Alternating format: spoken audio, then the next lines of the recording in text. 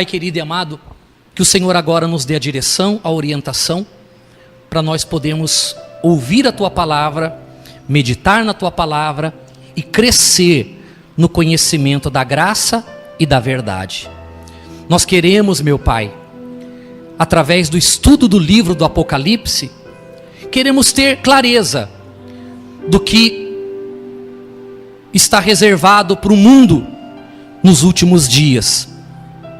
Mas por outro lado, nós também queremos saber o que está reservado para nós como igreja santa, igreja lavada, redimida pelo sangue do nosso Salvador.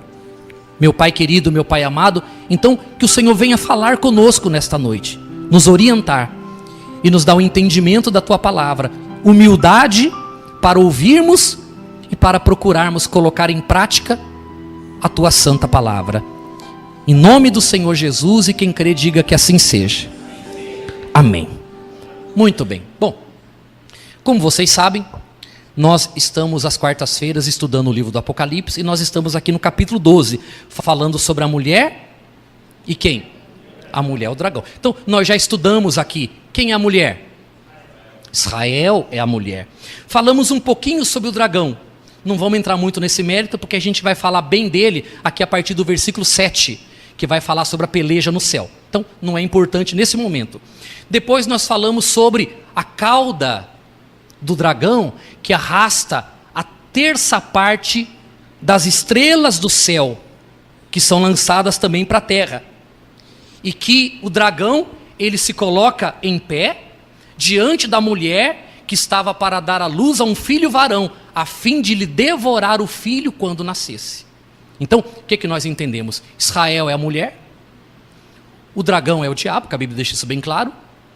A terça parte dos anjos do céu são aqueles que foram envolvidos, são aqueles que foram seduzidos em Israel e junto com o diabo, na pessoa do rei Herodes, se colocaram em pé, aguardando o nascimento do filho de Israel.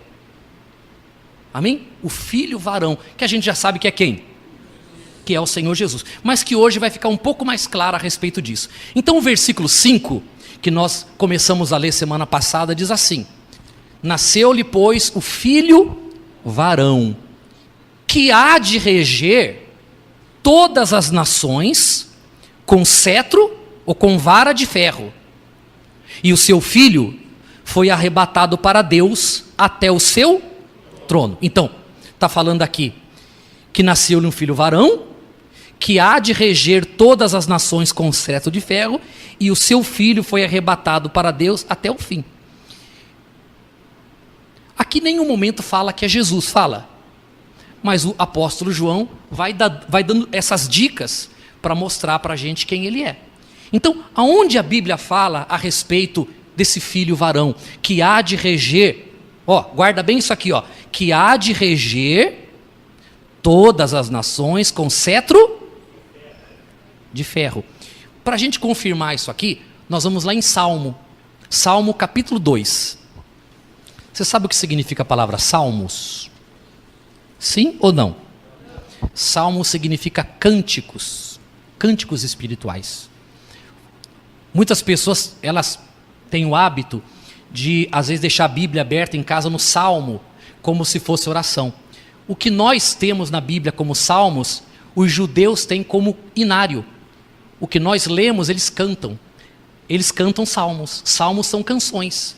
Por isso que a gente não deve ficar, às vezes, lendo o mesmo salmo todo dia. O Senhor é meu pastor, nada me faltará, como se fosse uma reza. Não. São orações que foram feitas no passado e que os judeus adotaram aquelas orações importantes, que eles consideram importantes, que tem um assunto importante, e eles adotaram como um hino para serem cantados nas sinagogas. Então, é isso que é o salmo. Então, salmo quer dizer cântico. E o Salmo 2, ele fala assim, olha, qual é o título do Salmo 2? Olha só, o reinado do ungido de Deus. Quem é ungido de Deus? O Senhor Jesus é ungido de Deus. Diz assim, olha, por que se enfureceram os gentios e os povos imaginam coisas vãs? Os reis da terra se levantam e os príncipes conspiram contra o Senhor e e contra o seu ungido, dizendo: rompamos os seus laços e sacudamos de nós as suas algemas. Ri-se aquele que habita nos céus, o Senhor zomba deles. Na sua ira, a seu tempo, lhe há de falar, e no seu furor os confundirá. Eu, porém, constituí o meu rei sobre o meu santo monte Sião, proclamarei o decreto do Senhor. Ele me disse: tu és meu filho, eu hoje te gerei. Pede-me e eu te darei as nações por herança e as extremidades da terra por possessão. Com vara de ferro as regerá e as despedaçarás como um vaso de oleiro. Agora, pois, ó reis, sede prudentes, deixai-vos advertir, juízes da terra. Servi ao Senhor com temor e alegrai-vos nele com tremor. Beijai o filho com letra maiúscula, para que se não irrite e não pereçais no caminho, porque dentro em pouco se lhe inflamará a ira. Bem-aventurado todos os que nele se refugiam. Então, esse que vai reger as nações com vara de ferro, com cetro de ferro, é o ungido de Deus, que é o Senhor Jesus. Que aqui embaixo está escrito: beijai o filho, com F maiúsculo, é o Filho de Deus. Amém? Então, quem vai reger, aqui que João está falando, é o Senhor Jesus. Diga graças a Deus. Volta lá em Apocalipse. Capítulo 2, versículo 18, diz assim, olha, 2,18. Ao anjo da igreja em Tiatira, escreve: estas coisas diz o Filho de Deus, que tem os olhos como chama de fogo e os pés semelhantes ao bronze polido. O versículo 26 agora. Ao vencedor, que guardar até o fim as minhas obras, eu lhe darei autoridade sobre as, e com cetro de ferro as regerá, e as reduzirá a pedaços, como se fossem objetos de barro. Assim como também eu recebi de meu Pai, dar-lhe-ei a estrela da manhã. Quem tem ouvidos, ouça o que o Espírito diz às igrejas. O apóstolo João fala que o filho que nasceu é aquele que vai reger as nações com cetro, que foi confirmado isso no Salmo, que é uma profecia, né? Uma oração profética. E nós agora vemos o próprio Senhor Jesus, que é aquele que fala à igreja de Tiatira, e ele diz assim, olha, ao vencedor, aquele que guardar as minhas obras, eu lhe darei autoridade sobre as nações, e com cetro de ferro as regerá. O que Jesus está dizendo aqui? Que ele é que vai reger as nações com cetro, com autoridade. Porém, ao vencedor, que vai estar ao lado dele, ele também dará autoridade para que possa também reinar sobre as nações. Lembra que a gente falou na quarta-feira passada que o filho que haveria de nascer, o diabo tentou fazer de tudo para ele não nascer? Sim ou não? De tudo. E durante a vida dele tentou fazer de tudo para ele se corromper. Porque se Jesus morresse na cruz, o diabo seria derrotado e nós seríamos salvos. A gente viu isso na semana passada. E o mais importante, que aquele filho que iria nascer, ele seria a nossa garantia de viver em novos céus e em nova terra.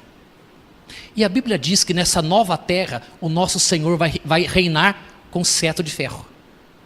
Mas o vencedor também irá reinar com cetro de ferro. Porque a autoridade que Jesus tem, ele dará também àqueles que com ele venceram. Que nesse novo reinado de Jesus, os seus filhos irão reinar com ele.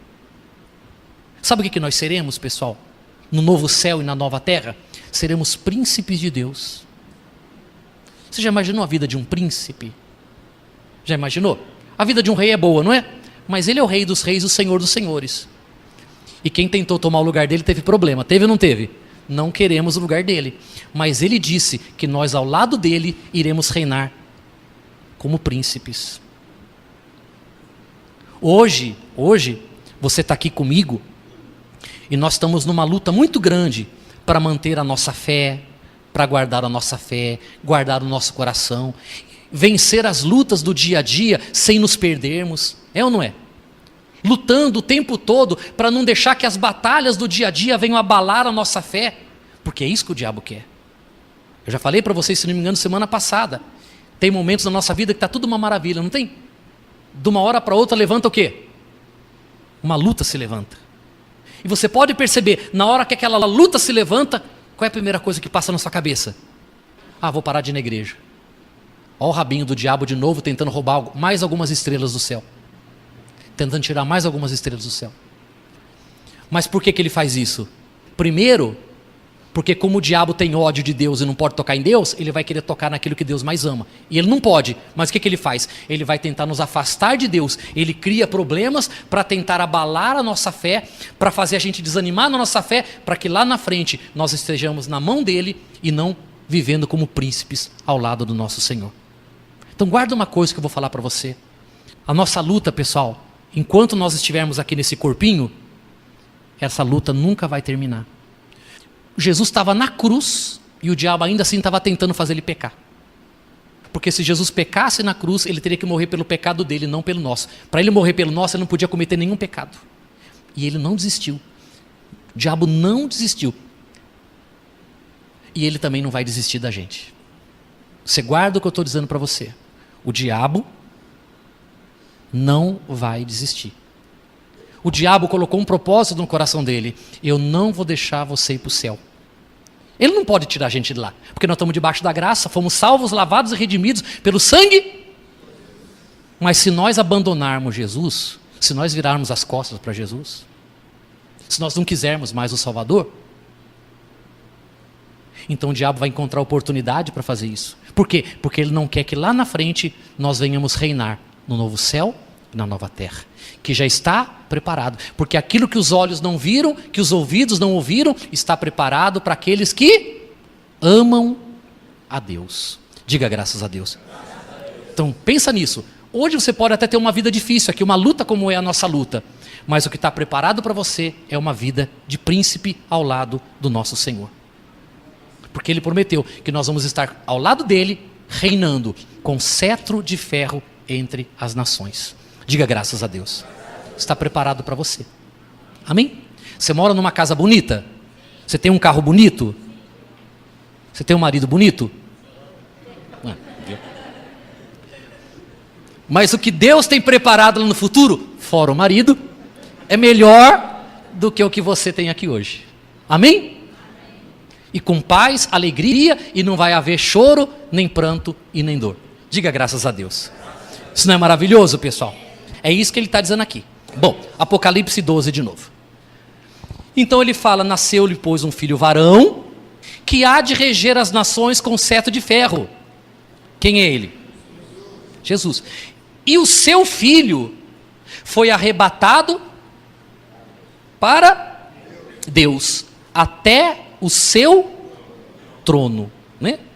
Então, ó, nasceu-lhe, pois, um filho varão, que vai reinar e vai reger com cetro de ferro, e o seu filho foi arrebatado para Deus, até o seu trono. Queria que você abrisse agora em Hebreus, capítulo 1.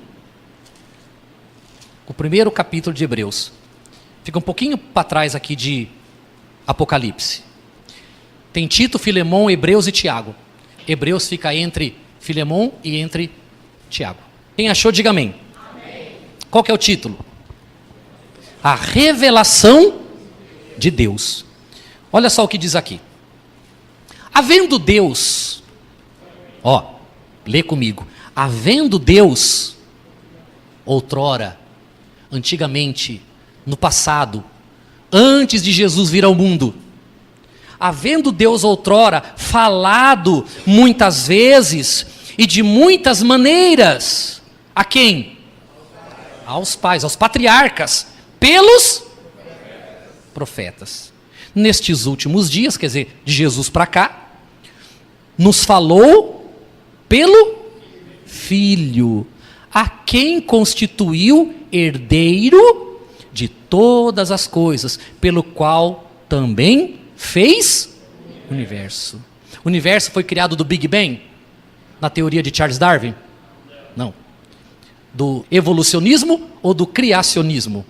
O mundo foi criado, o criacionismo. O mundo foi criado por Deus através da pessoa do Senhor Jesus. Mas o importante aqui, que é uma observação que eu acho que você deve dar atenção, no passado, Deus falou aos nossos pais, aos nossos patriarcas, através dos profetas. Hoje que eu digo hoje, depois da cruz, hoje, ele fala através de quem?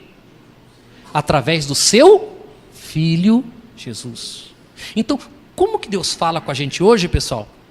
Deus fala através do seu Filho Jesus, através da palavra de Jesus. Porque a Bíblia diz que o Verbo se fez carne e habitou entre nós. Então, hoje, quando nós temos conhecimento do Evangelho, hoje nós estamos compreendendo qual é a orientação, a vontade de Deus para nós. Por isso, se hoje aparece aqui uma pessoa dizendo assim, ó, eu sou um profeta de Deus, estou trazendo uma nova mensagem de Deus para vocês.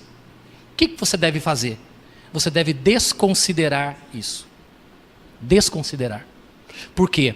Porque Deus usou sim, no passado, muitos profetas. Porque ainda não havia o quê? A palavra escrita. O Filho ainda não havia vindo ao mundo. Mas uma vez que o Filho veio ao mundo, e é o que os profetas profetizavam, uma vez que o Filho veio, já não há mais necessidade dos profetas. A missão dos profetas terminou. Jesus é o sumo profeta ou é o sumo sacerdote? É o sumo sacerdote. Se o profeta fosse importante, Jesus seria o nosso sumo profeta. Mas eu já ensinei para vocês, o profeta representava Deus diante do povo. E o sacerdote representa o povo diante. Jesus é o nosso sumo, porque ele nos representa diante do Pai. Então hoje, quando você ouve por aí, olha, vai vir aqui um grande profeta e vai trazer grandes profecias, não passa nem na porta, pessoal. Por quê? Porque por mais que aquilo pareça inspirado, dirigido, você pode ter certeza de uma coisa: isso não vem de Deus. Porque se isso viesse de Deus, então nós teríamos que rasgar a Bíblia e jogar fora. Por quê? Porque isso está indo contra o próprio ensinamento da Bíblia. Isso é uma heresia. Compreende? Sim ou não? Isso é um espiritismo disfarçado de obra de Deus. Hoje Deus fala com a gente através de quem? Do seu Filho Jesus. O que nós precisamos hoje? Conhecer Jesus. Você precisa conhecer Jesus cada vez mais. Cada vez mais conhecer a palavra de Jesus. Porque toda a obra de Deus, todo o plano de Deus, tudo aquilo que Deus preparou para o homem, está na pessoa de quem? É só você pensar um pouquinho, pessoal, não é difícil. Não é difícil. Você está aqui no Velho Testamento, você está aqui em Gênesis. Aqui em Gênesis, Deus começa a falar para o homem através dos seus profetas, através de Moisés, através de Elias. Começa a falar de quem? De Jesus. Sim ou não? E passam-se milhares de anos, e Deus dizendo que um dia vai nascer aquele que vai salvar o homem dos seus pecados, que vai nascer o filho varão, e esse filho varão é que vai nos conduzir ao novo céu e à nova terra. Ele vem falando, e ele usa profeta, e vem profeta, e morre profeta, e nasce profeta, e vem profeta, e aquele monte de profeta, e todos falando, vem aí o Salvador, e o Salvador nasce. Quando o Salvador nasce, os profetas cumpriram a missão dele. E agora, todos nós temos um dever: conhecer o Filho. Porque é o Filho que vai nos levar para o novo céu, para a nova terra. Aí, aparece algum sabichão, e aí ele entra e começa: filho meu, é ou não é? Eis que o Senhor traz uma mensagem. Seu marido vai voltar para casa essa semana, irmã. Aí a irmã: ai meu Deus, que bom. Irmão, tô vendo, irmão. Tô vendo uma doença passando no seu corpo, mas o Senhor já mandou ela embora. Aí você passou perto. Irmão, essa doença que você tem no seu corpo, não se preocupe, irmão. Espera em Deus, você vai ficar curado. Espera. E passa um mês, e passa 2 meses, e passa 1 ano, e passa 2 anos. Daqui a pouco o irmão está no caixão. E a profecia não cumpriu, por quê? Porque aquela profecia não vinha de Deus. Hoje, nós precisamos conhecer quem? Jesus. Isso aqui é que a gente precisa aprender. A palavra de quem? Do Senhor Jesus. Diga graças a Deus. Bom, aí, Hebreus 1:3, né? Está acompanhando, não está? Ele que é o resplendor da glória. Olha que bacana, olha que coisa, olha como Jesus é lindo e maravilhoso. Ele é o resplendor da glória e a expressão exata do seu ser. Quem conhece Jesus conhece a expressão exata de Deus. Amém? Aquela mulher tocou na roupa de Jesus e ela foi curada e ela temia olhar para Jesus, temia olhar para Deus. Mas o Senhor falou assim: quem tocou em mim? Ah, foi aquela mulher ali. Mulher, olha para mim. Aí ela olhou para Deus. Lá na lei, o homem não podia olhar para Deus, se ele morria. Na nova aliança, o Senhor quer que a gente olhe para Ele, quer que a gente conheça Ele face a face. Jesus é maravilhoso. Hoje, quando você conhece Jesus através do Evangelho, você está conhecendo o esplendor da glória de Deus, a expressão exata do seu ser. Deus é bom. Tão bom que nós estávamos perdidinhos, com um passaporte carimbado para o inferno, mas Ele manda Jesus, o Filho dele, e fala assim: filho, vai lá, salva aquele povo. Jesus vem e nos salva. O amor de Deus é revelado por nós através de Jesus. Se você quiser saber o quanto Jesus te ama, você quer saber o quanto Jesus ama, olha para a cruz, lá está a resposta.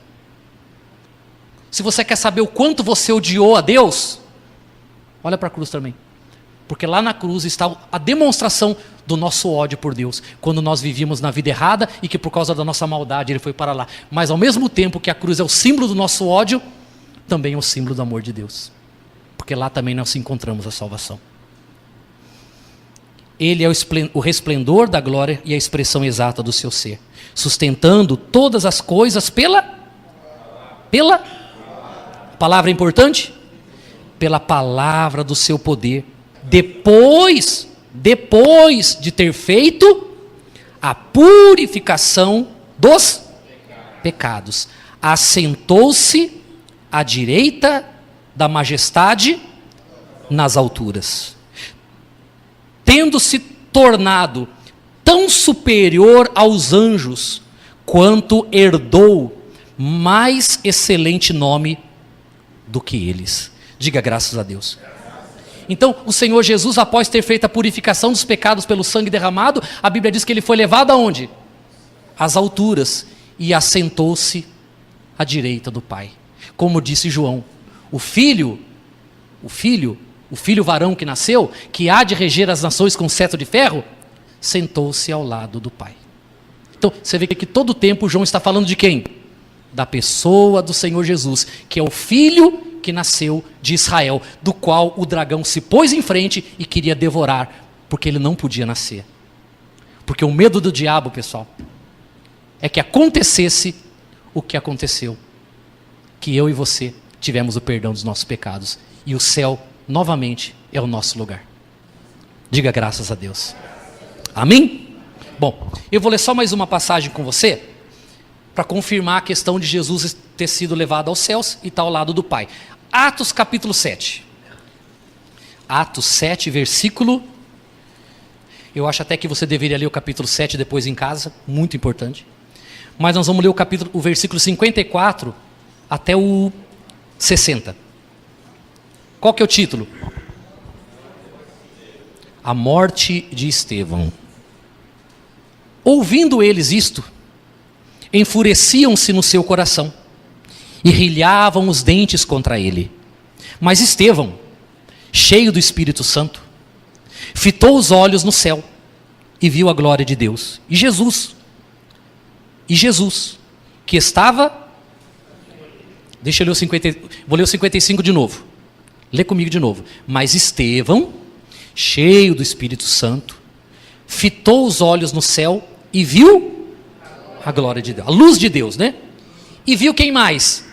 Ele viu Jesus, que estava à sua direita. E disse: eis que vejo os céus abertos e o Filho do Homem em pé à direita de Deus. Eles, porém, clamavam em alta voz, taparam os ouvidos e unânimes arremeteram contra ele. E lançando-o fora da cidade, o apedrejaram. As testemunhas deixaram suas vestes aos pés de um jovem chamado Saulo, que futuramente seria o apóstolo Paulo, e apedrejavam Estevão, que invocava e dizia: Senhor Jesus, recebe o meu espírito. Então, ajoelhando-se, clamou em alta voz: Senhor, não lhes imputes este pecado. E com essas palavras, adormeceu. E Saulo consentia na sua morte. Estevão estava sendo apedrejado por causa do anúncio do evangelho. Ele estava cumprindo a missão dele como apóstolo, pregando o evangelho. E muita gente não gostava do que ele falava. Principalmente aqueles que o diabo tinha arrastado com a cauda, que eram os judeus, que eram os fariseus, e que na verdade odiavam o evangelho, odiavam Jesus. E ele foi apedrejado. Só que na hora que ele estava sendo rejeitado pelos homens, na hora que ele estava morrendo por amor ao evangelho, na hora que ele estava morrendo pelo seu testemunho à palavra de Deus, ele olhou para o céu. E ao mesmo tempo que o mundo está rejeitando, o céu se abre para ele. A rejeição do homem, mas a total aceitação de Deus. Importa agradarmos a Deus e não aos homens. Amém, pessoal? Importa agradar a Deus e não o marido, e não a esposa, e não o filho, e não a filha. Eu não posso querer desagradar a Deus para agradar quem quer que seja. Preciso respeitar o marido, a esposa, o pai, a mãe, preciso sim. Mas eu nunca posso deixar de fazer a vontade de Deus para agradar quem quer que seja. A vontade de Deus tem que estar em primeiro lugar na nossa vida. Eu posso fazer isso? Posso, desde que isso não me coloque contra Deus. Amém? Eu posso sair com meu marido? Posso. Eu posso sair com meu namorado, com a minha namorada? Posso. Mas desde que o fato de eu sair, de ir aqui ou ali ou acolá, não me coloque numa situação complicada diante de Deus. Então, eu posso ir ali? Posso. Então vamos. Mulher, vamos ali. Ali eu não posso. Por que eu não posso? Porque ali, o limite da minha fé é aqui, ó. Daqui para cá, eu não quero passar. Importa agradar a Deus e não aos homens. Amém, pessoal? Então, por um lado, Estevão sendo rejeitado pelos homens por causa daquilo que ele cria e daquilo que ele anunciava. E, ao mesmo tempo, ele vê o céu aberto, ele vê a glória de Deus. E quem está ao lado de Deus? Quem está? O nosso Senhor Jesus. O céu se abrindo para recebê-lo. E isso vai acontecer comigo e você um dia. Se nós não formos arrebatados até lá, se a nossa morte vier antes, tudo aquilo que você hoje passa, toda a sua renúncia, todas as suas lutas, às vezes a família critica você por causa da tua fé, os teus amigos, sim ou não? Mas vai chegar uma hora, quando você for partir dessa vida, você vai começar a ver uma coisa que você nunca viu. Por quê? Porque aquilo que os olhos nunca viram, que os ouvidos nunca ouviram, o que nunca penetrou no coração do homem, Deus reserva para aqueles que o amam. Você ama a Deus? Sim ou não? O dia que eu for no seu enterro, ou você no meu? Pastor, mas que assunto chato, pastor. Mas é verdade, é ou não é? Ou eu vou no seu, você vai no meu. Eu quero chegar lá no seu velório, que não vai ser agora, mas eu vou chegar lá e quero ver você sorrindo. Amém? Quero ver você deitado naquele caixão, com um sorriso de orelha a orelha. E eu vou olhar para você e vou dizer assim: você viu, né, fulano? Não falei que você ia ver? Você viu, né? Você vai estar sorrindo assim. As pessoas vão falar assim para você: engraçado, o sujeito morreu rindo, morreu alegre. É ou não é? Sabe por quê? Porque o que você viu naquele momento, os seus olhos nunca tinham visto. E eu vou chegar pertinho de você e vou falar assim: viu, né? Aí você vai fazer assim, ó. Legal. Vai em paz, então. Vai com Deus. E quando nós vermos tudo que você ouviu aqui na igreja, que você tem levado a sério, você vai falar assim: que bom que eu ouvi. O pastor Lopes, tantas vezes ele falou, tentou alertar a gente, graças a Deus que eu ouvi. porque Ele queria me preparar para isso aqui, ó. E muitas vezes eu pensei em abandonar esse momento aqui, ó. Graças a Deus que eu venci, porque eu fui até o fim e permaneci na presença do meu Senhor Jesus. Amém? Quem vai ver? Que bom, eu creio também que você vai ver. Por isso passe o que passar, venha o que vier, fique firme, pessoal. Fique firme, porque a nossa vida nesse mundo tem dia e hora para acabar. Mas o que vem depois não tem dia e não tem hora, porque vai ser eterno. E vai ser eternamente de alegria, de glória e de luz. Porque nós vamos estar ao lado do nosso Senhor, regendo com cetro de ferro. Fiquem todos de pé.